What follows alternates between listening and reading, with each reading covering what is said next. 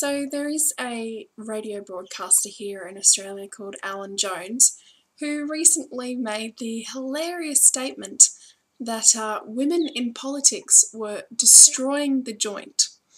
Now, destroy the joint has since become a very well trending Twitter topic, which has resulted in lots of funny jokes.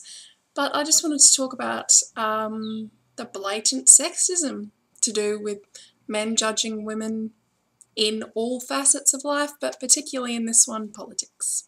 So for those of you who aren't Australian, you might not recognise some of these politicians' names, but I'm going to talk about them anyway, and you might learn some new things.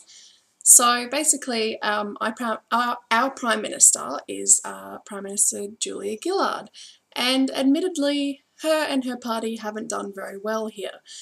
However, I do not boil that down to the fact that she is a woman.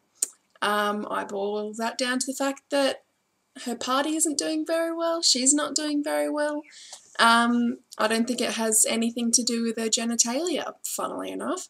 However, a radio broadcaster here in Australia who is quite famous, which breaks my heart because he just spreads hate and ignorance, believes that women in politics are ruining the joint or destroying the joint.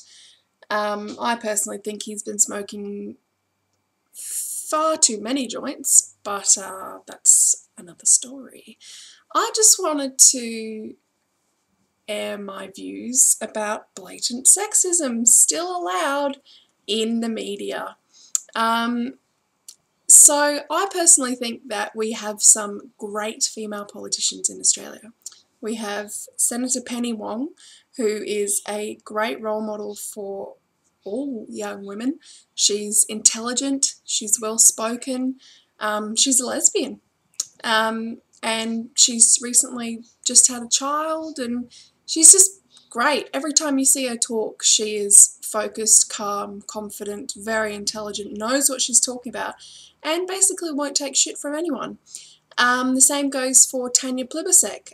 She's not a lesbian, but she recently introduced a dental care plan for the whole of Australia for kids who otherwise wouldn't have access to dental care, which doesn't sound like a lot, but when you're out in the middle of nowhere, especially here in Australia, it is very difficult to get to dental vans or offices or whatever. So there's Nicola Roxon, who is the health minister, I believe.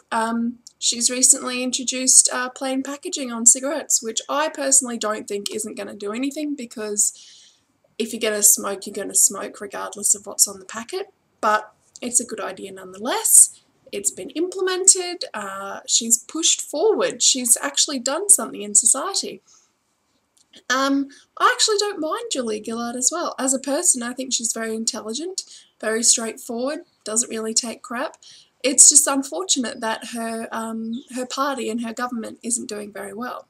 However, I haven't come on here to tell you about my favourite politicians. I could do that any time. I've come on here to talk about the blatant sexism still allowed in the media and generally pushed forward and encouraged by males. How surprising! Sorry, guys. To suggest that someone's competency in politics or in any realm really, or in any situation ever in the entire world, comes down to your genitalia or what gender or sex you identify with is just ridiculous, because surely by 2012 now we realise that men and women are equal and that whatever you can do, I can do. Not necessarily better, maybe better.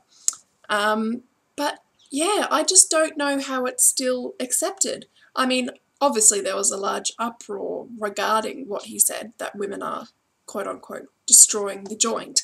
And lots of funny consequential jokes came about that. But it's worrying to think that he, and probably a lot of his listeners, will agree that one's gender has a impact on the way that they do their job or complete a certain task or something like that, which is just ridiculous. It boggles my mind.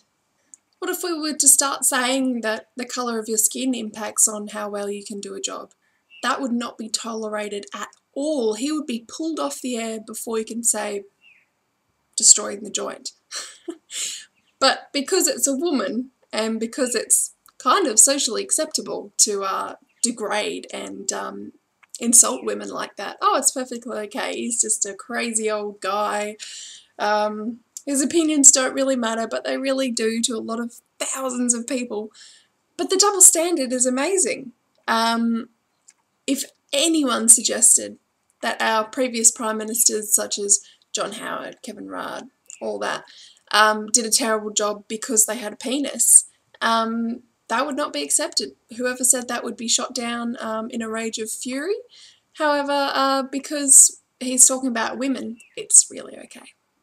He might be right, though. I mean, I do often find it hard to concentrate and do my job well, or complete my study, or generally just carry out everyday tasks, because having a vagina makes it really hard. It's almost like I can't think, you know, like it just takes over and I just think like a woman all the time, which is really bad apparently. Yeah, I just find it really hard to complete just simple tasks just because of my vagina. It's sad. Feel sorry for me. It really is. So maybe we are destroying the joint. Maybe by raising children, juggling all sorts of tasks, and generally becoming more successful in society, we're ultimately ruining it. Oh, that's a shame. Oh well. And for those interested, this is what my t-shirt says. It's one of my favourite t-shirts of all time. And now that it is spring in Australia, it is warm enough to wear it. So I thought it would be very applicable to today's video.